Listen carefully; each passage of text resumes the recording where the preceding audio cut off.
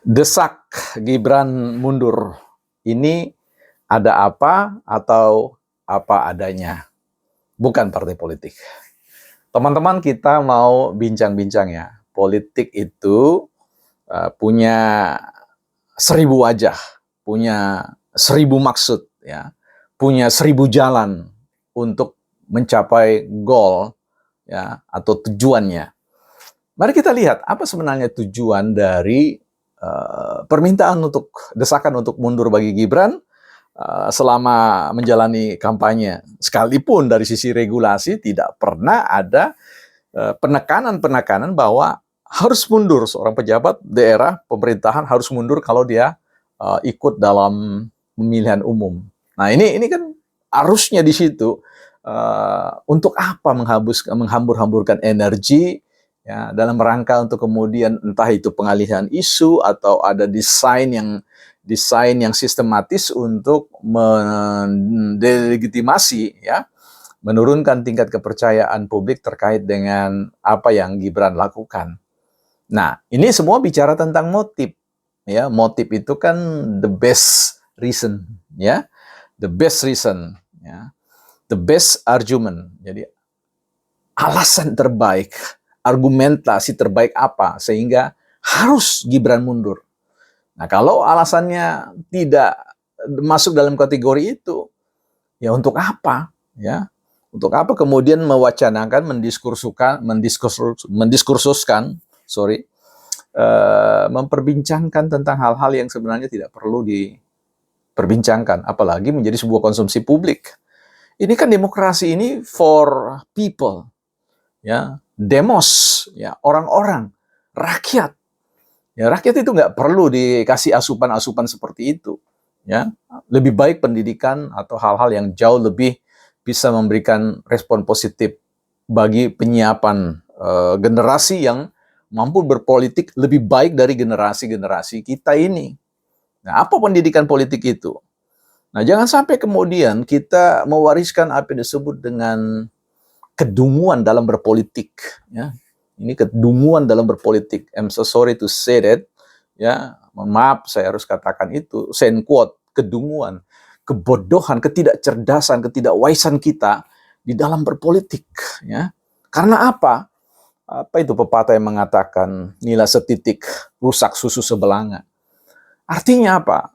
Ketika orang ingin mendesain tentang seperti pemaksulan terhadap Jokowi, ini kita kehilangan akal sehat, nalar sehat kita ini di mana begitu.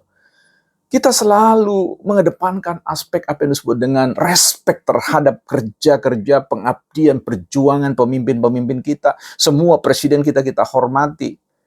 Tapi ini, ya, kalau kita bandingkan bahwa tingkat penerimaan kinerja publik yang begitu memuaskan 75% sampai ke atas dan itu diakui oleh dunia, oleh kita semua.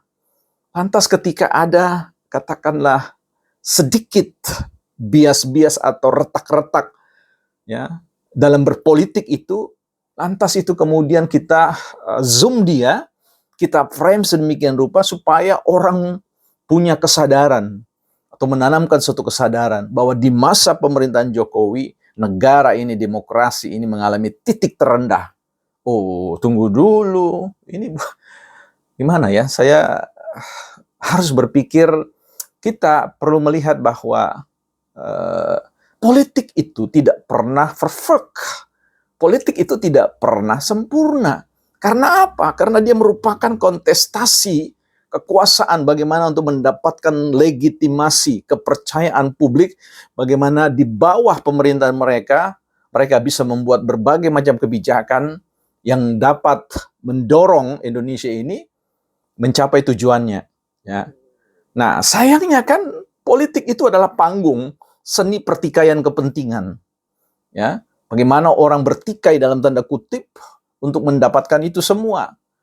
Mendapatkan privilege, mendapatkan hak-hak, ya, khusus yang tidak bisa dimiliki kalau tidak melalui sebuah proses kontestasi pemilu.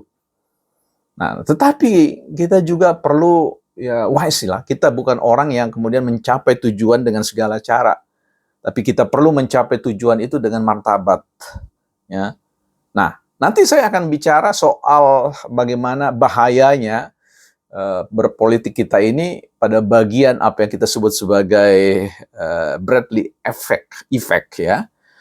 Nanti itu menarik untuk kita kaji di tengah-tengah euforia survei yang juga perlu diwaspadai.